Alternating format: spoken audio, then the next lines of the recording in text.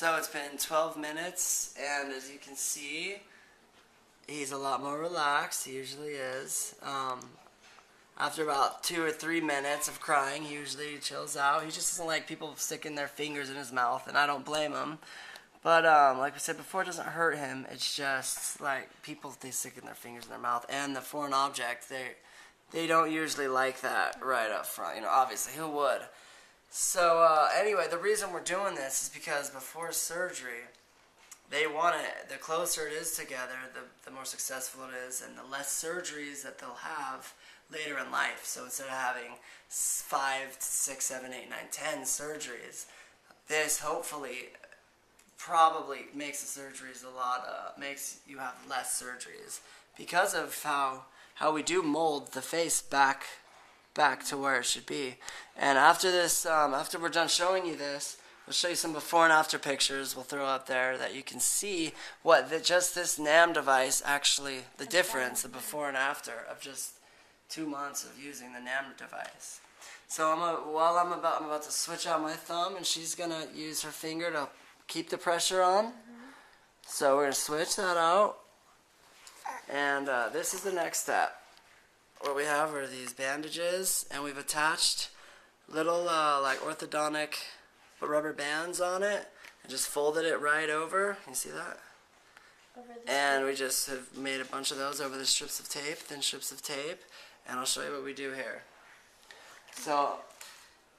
So with these as well, these CVS Advanced Healing tapes, that's what we use here on the sides, both sides of his cheeks, facing in an upward motion, angled upward, right, a little bit under his eyes, and these tapes stick great, and we'll show you what the use of that is for here in a minute. Yeah, this is a base tape for these elastics and so forth to go on, so you'll see when he puts them on. Okay, so I take one of them, and I put it on the knob that sticks out.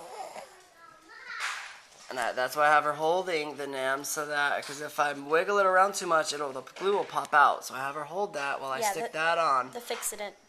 And then I put this up here, angled upward, in a loose, not tight, because it's going to be pulling this way. So this side is the stabilizer side, and we're just going to put it in almost a relaxed state. And then we'll take one more. For the next side, yeah. And put it there. And this one we're just going to give a little bit of a pull, because we don't want to pull too much, because we don't want the fixidant coming off yet. But in about an hour, we'll readjust this and pull a little bit more to close that gap, because this is what closes the gap, is this tape right here. It pulls. Holding it. It pulls it. We're using the rubber band and closes that gap.